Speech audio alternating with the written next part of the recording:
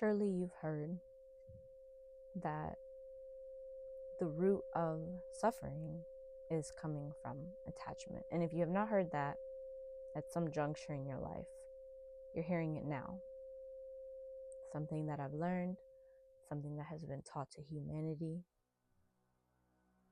and that is that suffering is coming from attachment. And there's so many different ways that you may attach yourself to things, ideas, feeling states that would cause this sense of suffering. This comes up because when I think of depression, I think of suffering. I think of this sufferation, this feeling, the essence of suffering in the worst ways.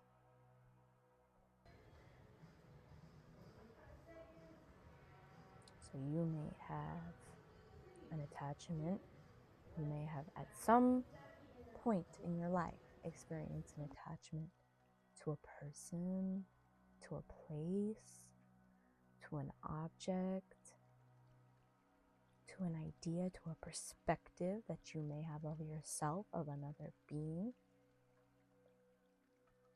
to a perspective that you may have of a circumstance.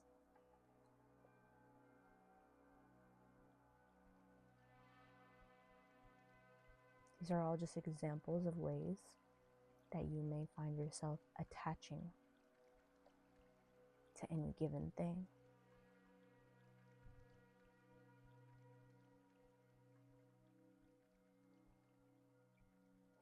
I spoke about pain in one of my previous videos,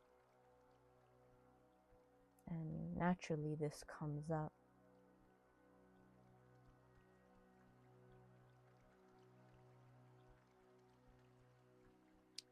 Pain being something that you might find yourself attaching to. And for simplicity's sake, let's say that there are two pathways to pain. One of the pathways be the pain that comes from disciplining yourself, from doing things that are challenging, that may challenge your mind, your body, may challenge you in your soul and your spirit. Discipline, ultimately. Or the pathway to pain that comes from a lack thereof, the pathway to pain that comes from the consequences of being in an unhealthy position. That is overindulgence, or what I call fake pleasure.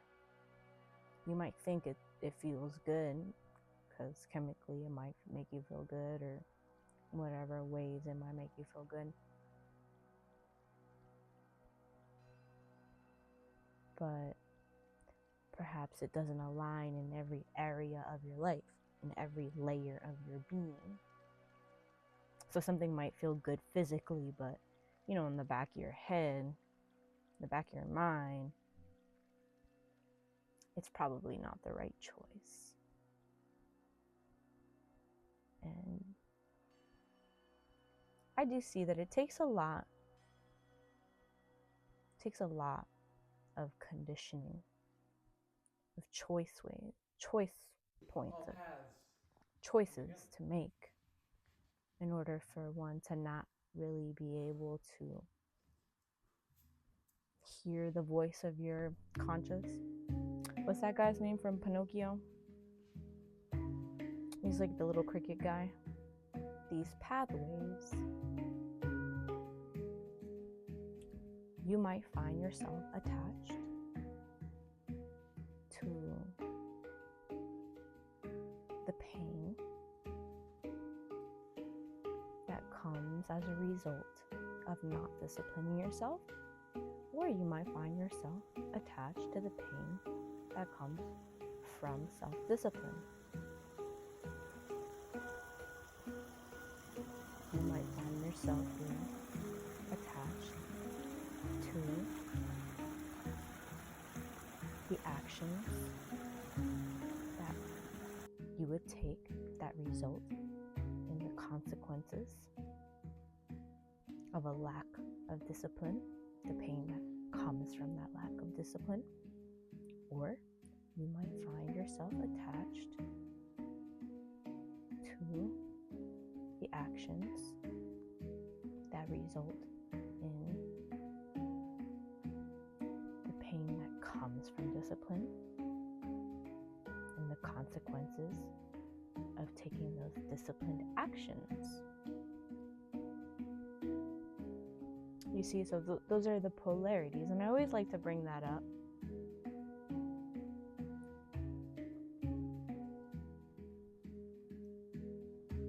to present to you a view of the spectrum, to bring the spectrum into your awareness.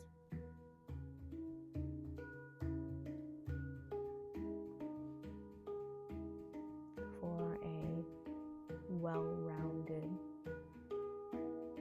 view of how these things might come up. If it is your desire to not suffer,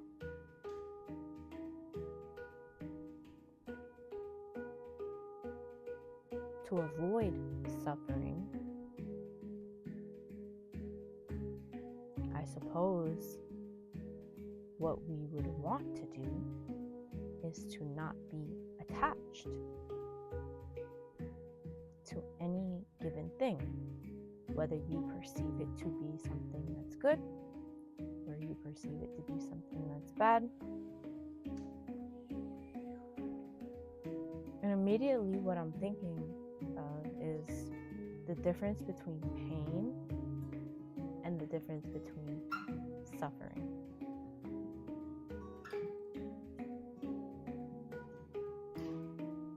Because you might automatically think, oh, well, if I'm experiencing pain, then I'm suffering. But you could experience pain and, as a result, experience pleasure.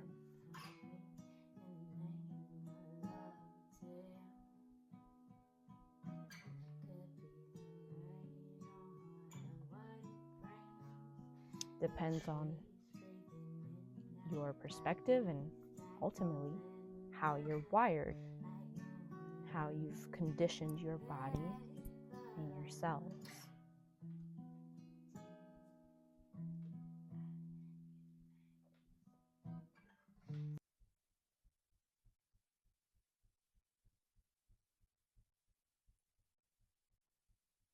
Let's say, as an example, that you have an attachment, or there is an attachment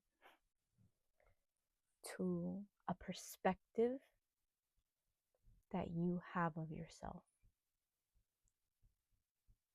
a standard that you feel you must uphold, one that is coming from your heart, one that is emanating from your natural essence, your soul's expression. A standard, a perspective of yourself that you may or may not be in alignment with. An attachment to a perspective of yourself as a expressive and creative being, as a creator in the physical experience, life.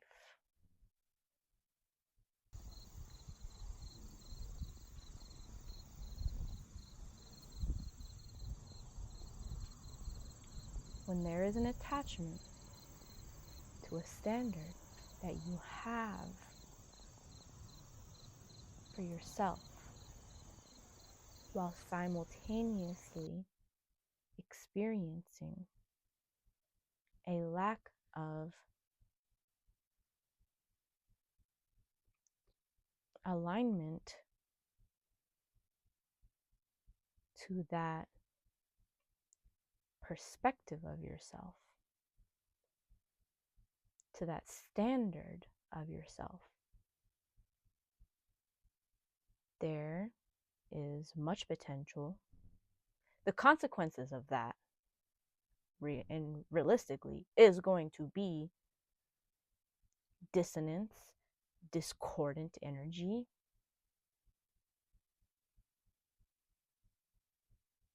There is no congruency when there is an attachment to a perspective that you are not embodying, that you are not experiencing.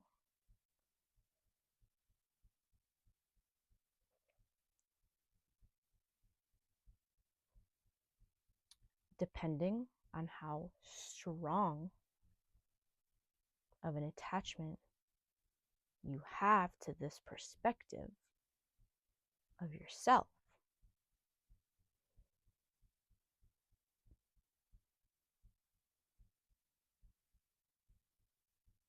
you may experience this disseminate into all of these different areas of your life.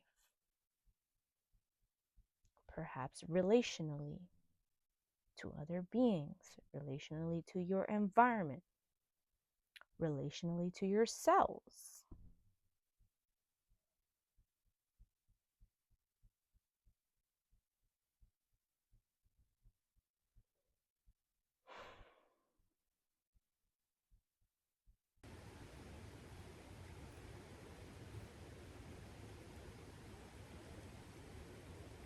Being able to accurately assess yourself, to be honest, to have integrity.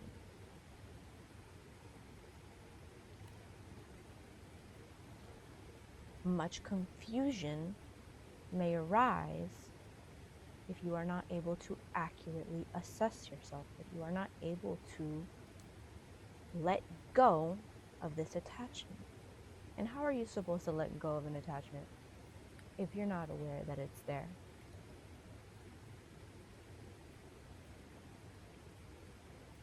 Or if you've convinced yourself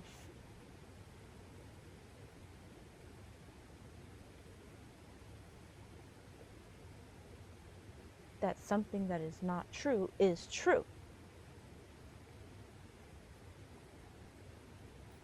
without making the necessary changes over an extended period of time.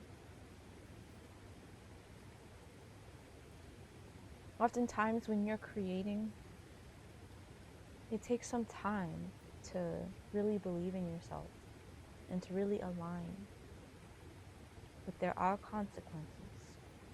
There are repercussions when the alignment doesn't happen. For whatever reason. And this is what brings me back to the pathways to pain.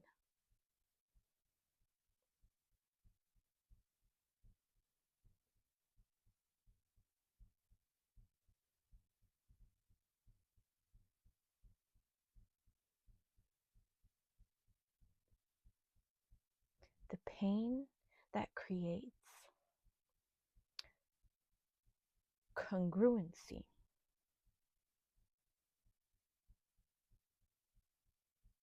The pain that comes from discipline.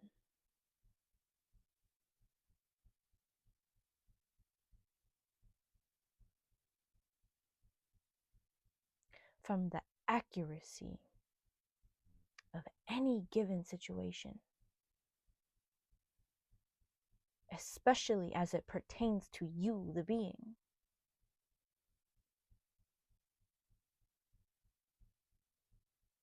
is the pain that will induce the pleasure that you seek. The void, there is no filling the void. There is no filling the void. The question is, are you centered within it? Do you experience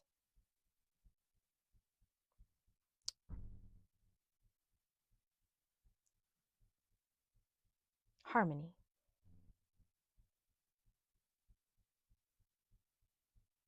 The pathway to pain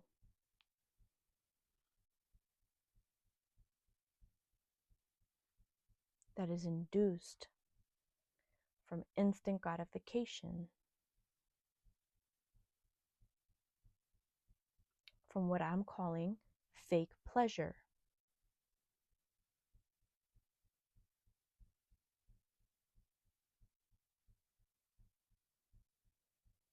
From things that compromise your being on every level, on every layer of your being.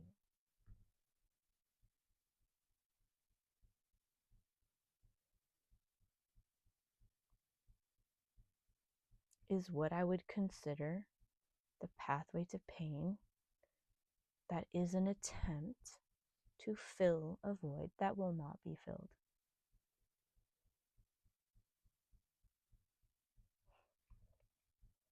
Very plain, very simple.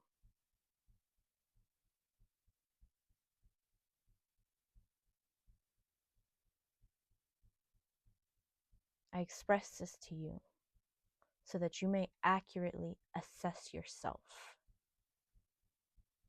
your environment, your relationships within yourself, your perspective on the things that you're observing, on the projections that you make. And, I wouldn't consider myself a psychoanalyst or none of that. I am simply speaking from a space in which I like to go within myself and be in nature. I enjoy my life. I enjoy myself. I enjoy my experience. And I don't parade around in a happy-go-lucky manner.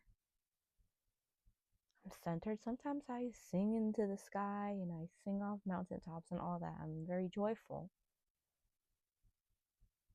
But you don't have to parade around with a big smile on your face in order to truly be experiencing happiness within you.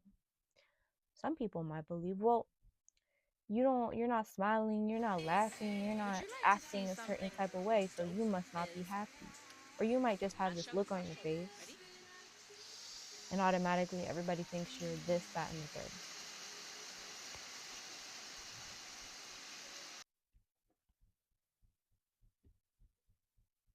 I'm speaking from a position in which I experience genuine joy. It is rare that I feel swayed. And this comes from a practice that is the pathway to pain, induced by discipline. The fruits of that labor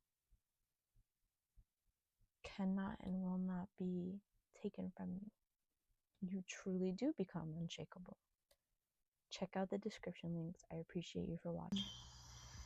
And I am here to be sure that this specimen does not eat. Go, specimen, go. There you go. And you? Who are you? You're weird. You're weird. Oh, snap. I was not expecting that. This cat can climb.